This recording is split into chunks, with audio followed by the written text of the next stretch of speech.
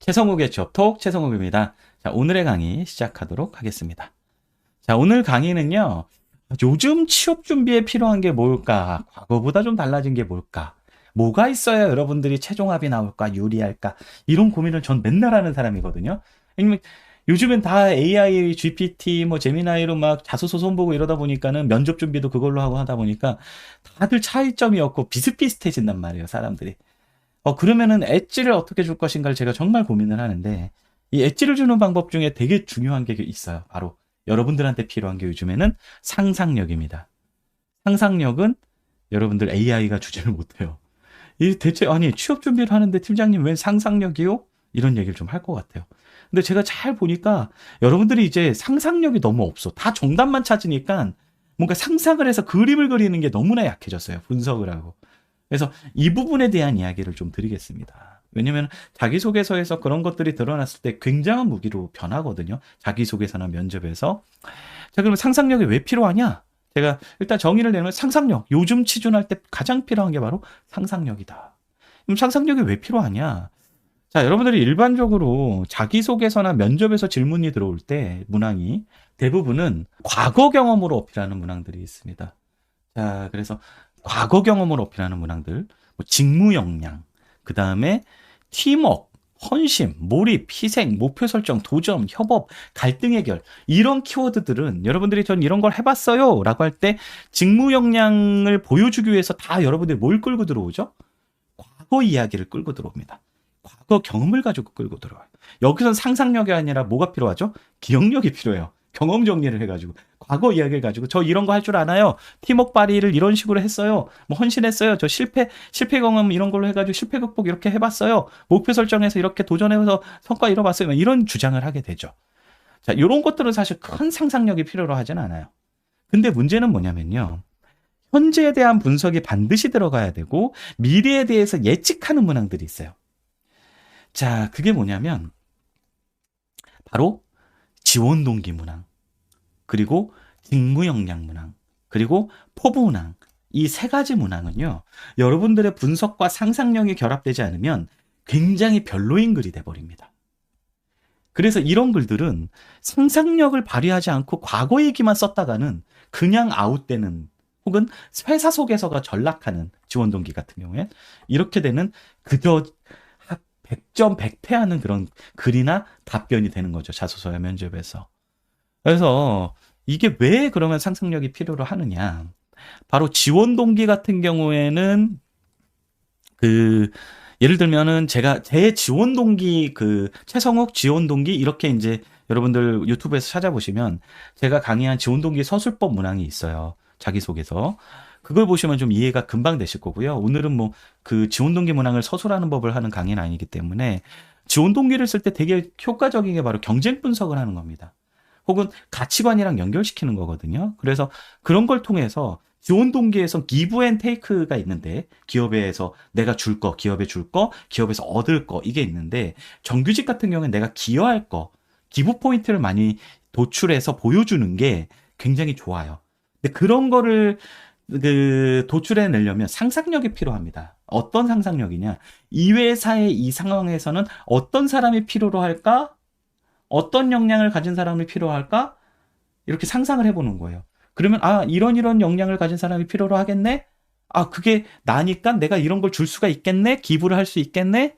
이렇게 상상을 하는 거죠. 그러면 이제 기부 포인트를 도출할 때 뭐가 생각나는 거죠? 예, 맞아요. 상상력이 동원이 되는 거예요. 그래서 예를 들면, 제가 이거 예시로 넘어가는 게 여러분들 이해가 좋을 것 같아서 이걸로 넘어갈게요. 그래서 예를 들면, 빵빵사는 현재 시장에서 경쟁사 대비 시장 점유율 2위를 달리고 있습니다. 이때 1위로 발돋움하기 위해서 빵빵사에서 필요한 핵심은 바로 빵빵 직무에서 빵빵을 하는 것이라고 생각합니다. 저는 빵빵을 하기 위한 빵빵 역량과 빵빵 역량을 갖추고 있습니다. 이게 이제 기부죠. 내가 이런 역량이 있으니 너네들이 이런 게 되게 필요하잖아. 상상을 한 거야. 그래서 나는 요걸로 기부할 수 있어 라고 경쟁 분석을 통해서 이야기하는 거죠. 그래서 저는 빵빵 영역을 갖추기 전에 빵빵을 했었고 여기서는 스토리텔링을 길게 하면 안 돼요. 왜냐면 길게 해버리면 이건 지원 동기가 아니라 직무 역량 문항처럼 서술이 돼버려요. 그래서 그냥 여기서 뿌려만 주는 거야. 빵빵을 했고 빵빵을 했습니다. 이렇게 짧게 한두 줄로. 거기서 그걸 통해서 내가 그런 걸 통해서 이런 걸 할 수 있다고 판단해서 지원을 하게 됐습니다. 이렇게 내가 이런 걸 너희들 줄 수 있어서 기부할 수 있어서 지원한 거야.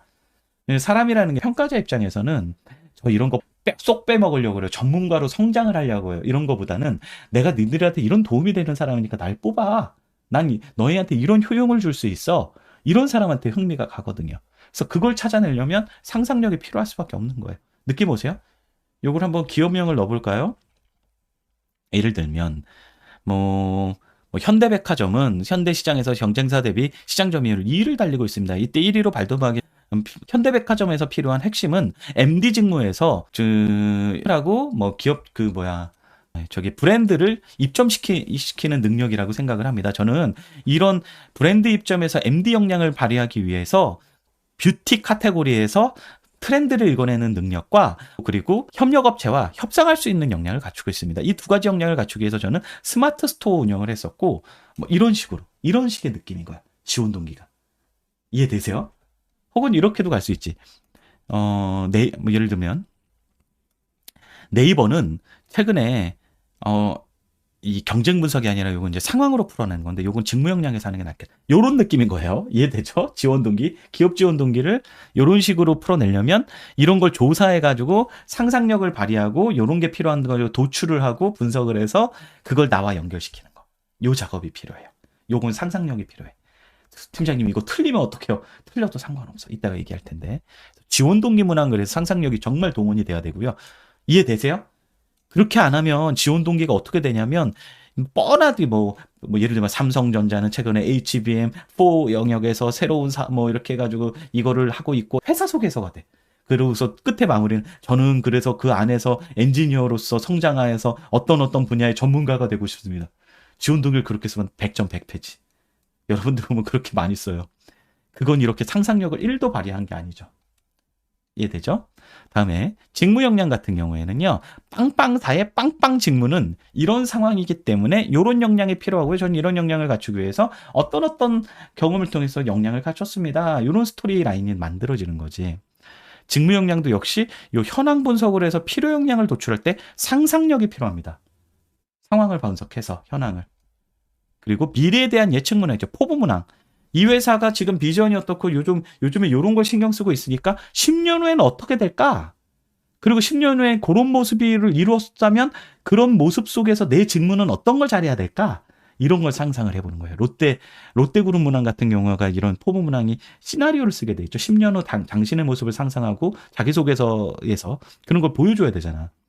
그런 건 이제 그 회사가 어떤 고민을 하고 있고 미래에 어떤 비전을 갖고 있는데 10년 후면 그럼 어떻게 됐을까? 이런 걸 상상하는 거예요. 그래서 제가 맨날 쓰는 이제 예시인데 예를 들면 미국 진출을 하고 있는 회사인데 거기에 내가 인사 직무를 쓴다. 그러면은 첫 시작을 이런 식으로 하는 게 상상력 발휘. 바로 저는 10년 후에 SK텔레텍에서 그 미국에 있는 스탠포드 대학의 한 강당에서 취업 설명회를 하는 제 모습을 그려봅니다. 이게 내 포부인 거야. 그게 제가 이 회사에서 이루고 싶은 포부입니다. 이 한 문장 안에 뭐가 들어있죠? 니네 회사가 10년 후쯤에 미국 진출 성공했을 거고 거기서 현지 채용도 할 거고 거기에 있는 최고의 대학에서 막 인재를 막 데리고 오려고 설명회도 하고 리크루팅 나가는 걸 상상해서 나 그거에 메인에 내가 서 있을게. 이런 거창한 이야기를 해주는 거지. 꿈을 그려주는 거예요.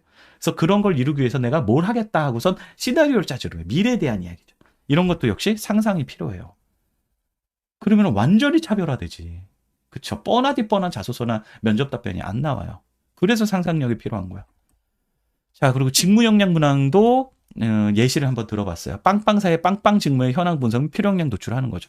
여러분들이 직무 역량 문항을 보면 이 얘기를 안 해. 그냥 다 저는 빵빵 역량을 여기부터 시작해요. 저는 인사 직무에 필요한 커뮤니케이션 역량을 갖추기 위해 아니면 인사 관련 지식을 쌓기 위해서 노무사 1차 시험을 준비했었고 막 이런 식으로 나와버린단 말이야.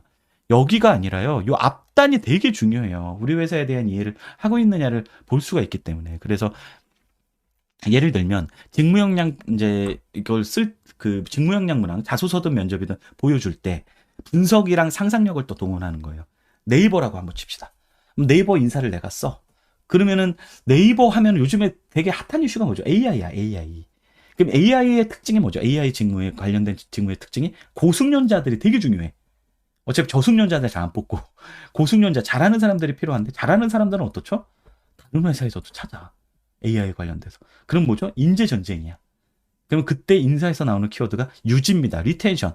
도망가지 못하게 네이버에 뼈를 묻을 수 있게 이 사람들을 계속 데리고 있는 게 되게 중요해요. 이직하지 않게. 고숙련자들 AI 관련해서. 요런 얘기들이 신문 기사나 이런 거를 보다 보면 상상력이 발휘가 되죠. 저 기본 정보가 있으니까. 그러면 이런 식으로 쓰는 거예요. 네이버의 인사 직무는 최근에 AI 관련된 고숙련자들이 경쟁사로 이직을 도모하고 도망치지 않도록 리텐션을 할 수 있는 이직이도를 좀 줄일 수 있는 리텐션 전략이 굉장히 중요합니다. 왜냐면 미래를 이끌 네이버 클라우드 AI 분야의 뭐 성패는 결국엔 고숙련자 인재가 판가름 짓기 때문입니다. 저는 그런 인사 관련해서 리텐션을 하기 위해서는 결국에는 그 로열티가 높은 인재를 선발을 하고 그들을 계속 회사에 로열티를 갖고 일할 수 있게 하는 어떤 복리후생제도 설계와 그리고 보상제도, 그 다음에 뭐 평가제도 설계, 이 세 가지 측면에서 강점을 가져야 됩니다. 저는 인사 측면에서 실제로 인사학회를 하면서 평가보상 산학협력 프로젝트를 통해서 실제 뭐 어떤 걸 해봤고, 두 번째로는 사람들의 보상 관련된 뭐 이게 이직이도 관련된 논문을 스터디하면서 뭐 어떤 걸 해본 적이 있습니다. 뭐 이런 다음에 이렇게 썰을 푸는 거지. 이 앞단이 결국에는 직무 역량을 할 때 그 회사의 그 직무와 나의 연결고리를 보여줄 때 이게 굉장히 차별화된 이야기가 된다는 거예요. 이건 상상력을 발휘해야 돼, 분석을 해서. 안 그러고 그냥 저는 인사 업무를 수행하기 위해서 커뮤니케이션 역량과 뭐 노무 지식을 갖고 이렇게 되면은 너무나 뻔하디 뻔한 자소서와 면접 답변이 돼버린다는 거예요. 앞쪽에 이것만 이 약간의 분석을 통해서 상상력을 발휘한 이 연결고리 하나만 가지고도 여러분들의 자소서와 면접 답변은 완전히 달라진다는 겁니다. 자, 그래서 이 분석지 이제 고려할 사항들을 보면 여러분들한테 제가 맨날 산업기업 직무 분석을 꼭 하라고 그러잖아요. 이게 이 지원 동기 포부 직무 역량 문항에서 상상력을 발휘하기 위해서 분석을 통해서 분석을 해야 이 현황을 알고 현황을 알아야 거기서 이 사고를 발전시켜서 상상력을 발휘할 수 있잖아요. 그래서 여러분들 보면 산업기업 직무 분석하라고 그러면은 진짜 공부하는 친구들이 있어. 시험 공부하듯이 뭐 다트 외우고 그게 아니라는 거예요. 이 문항 대응하려고 하는 거예요. 상상력 발휘하기. 그러면 여러분들 목적 의식이 있으니까 시간 단축이 되겠죠. 그래서 좀 시간이 없으면 저는 이제 추천하는 방법이 뉴스 검색, CEO 메시지, 산업 전망 이런 거 체크해 보세요. 왜냐면 CEO들은 항상 신년사랑 한 해 마무리인 사람이다. 프레지던트 메시지. 홈페이지 들어가면 대부분 있어요. 거기에 비전과 그 회사의 미래 모습과 신경 쓰는 게 다 나와 있어. 그리고 산업 전망도 뭐 2026년 바이오 산업 어떨까? 뭐 이런 것들 신문 기사 다 나와 있어. 경제신문 같은데. 이런 거 보면 이제 인사이트가 생기는 거지, 여러분들이. 그리고 분석 방법은요. 제가 오늘 다 할 수는 없기 때문에 제 강의 목록 있잖아요. 거기 중에 최성욱 치고 유튜브에서 이거 찾아보세요.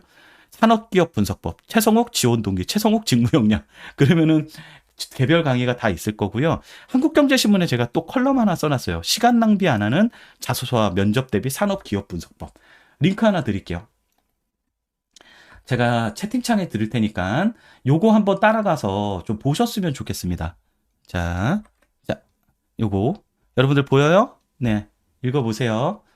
자, 아니면 한국경제신문 들어가서 산업기업 분석법 최성욱 이렇게 검색하시면 제가 쓴 컬럼 나올 거예요. 제가 한 2, 3년 전에 쓴 건데 여전히 유효합니다.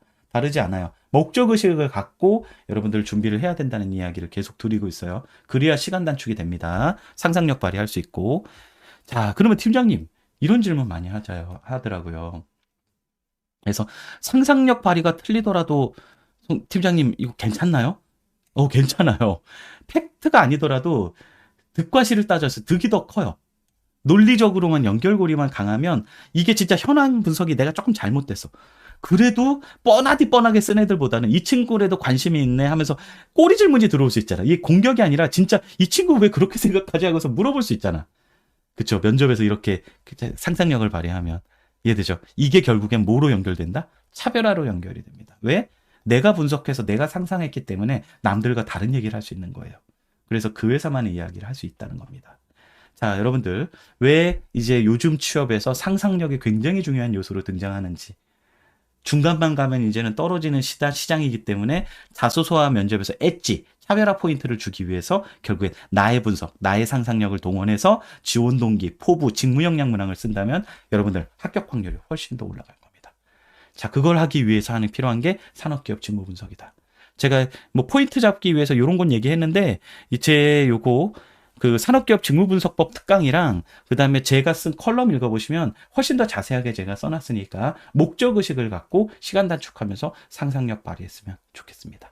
자, 여기까지 오늘 강의 마치도록 하겠습니다.